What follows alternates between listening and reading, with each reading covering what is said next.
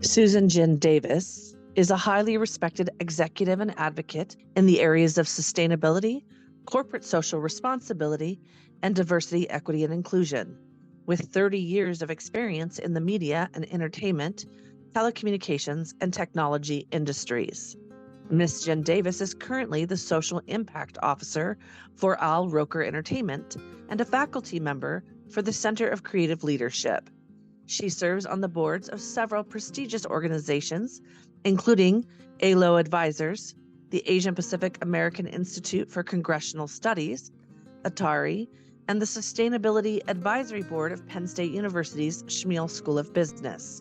Most recently, Ms. Jen Davis was a senior executive at Comcast Corporation, where she held several roles during her 15 years with the company. Her most notable achievements include negotiating a historic memorandum of understanding between Comcast and the Asian American and Pacific Islander national community as part of the company's acquisition of NBC Universal, and launching the Comcast Internet Essentials program, which offers affordable high-speed internet access to low-income households. Ms. Jen Davis has a degree in political science from Bryn Mawr and a Juris Doctorate from Penn State University's Dickinson School of Law.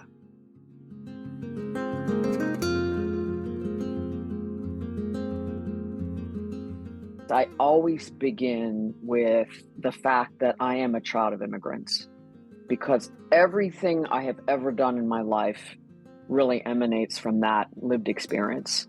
My parents came here, did not have any connections in this country. English was a second language. There were cultural hurdles that they had to go against. They experienced discrimination and racism and bigotry. And through that experience, I learned, and in fact, I was required to be an advocate for them and for my family. So my earliest memories in terms of when I was growing up, and I look back and I realize that we're talking about elementary school. They include me going with my father to register my cousin for school. So meeting with the principal and the administrators to get them, registered and ready to start life in America. It included being in meetings with landlords because my uncle and my aunt wanted to rent an apartment and my father had to help them do that. It included reading documents that my father was attempting to navigate for, again, family members. And both my parents were community activists in a fledgling Korean community, Asian community, in a very white town. And they were advocates. So I was an advocate, but I was also watching them as role models, being advocates for themselves and for their family and for the community, the Asian community. This is all I knew growing up. So I think that's where it started.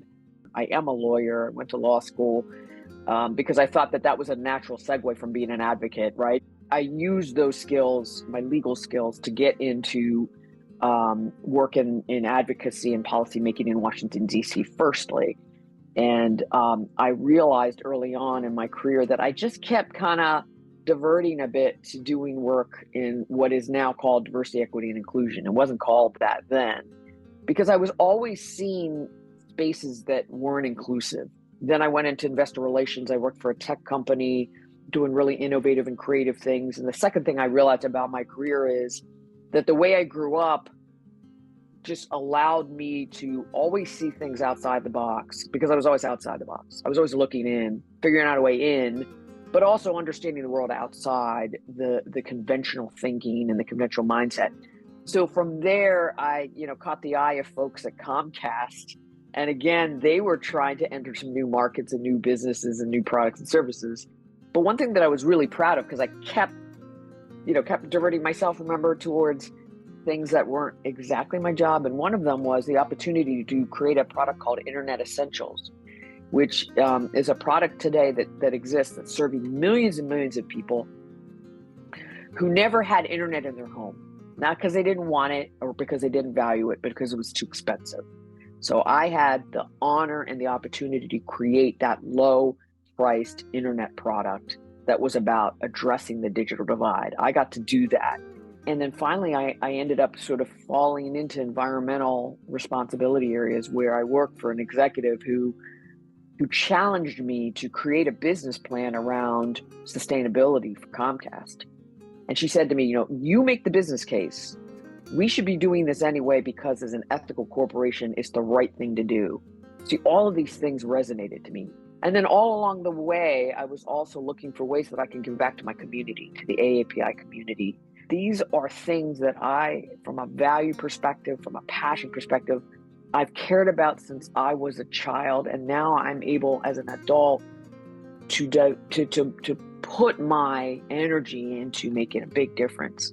And I'm hoping that I can get other people to join me in a movement about people and about equality and equity and justice, because we can't do it alone. We have to do it as a community. Good leadership starts with this simple proposition, and that is people first. Good leadership is about being people-centric. Leadership is a social process because it involves bringing people together towards a common good. If you're not people-centric and if you don't have people first, you cannot be a good leader. In order to be people first and to be people-centric, you actually have to have connections to one another. Because when you're connected to people, you get to see and hear who they really are.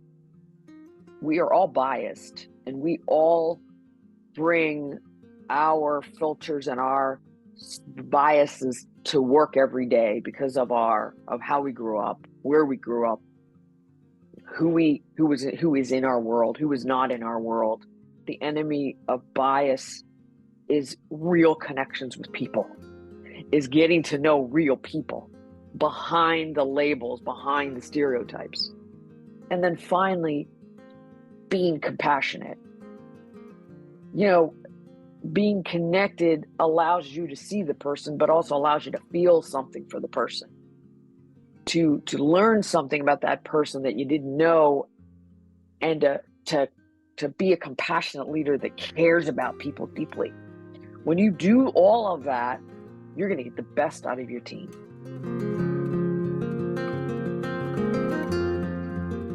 Today, we do not have equity in the workforce. And when we don't have equity in the workforce, we're not allowing everybody the opportunity to have access to a good job, to a good education, to opportunities in order to be economically empowered. And you're really leaving talent on the table. We are not empowering people.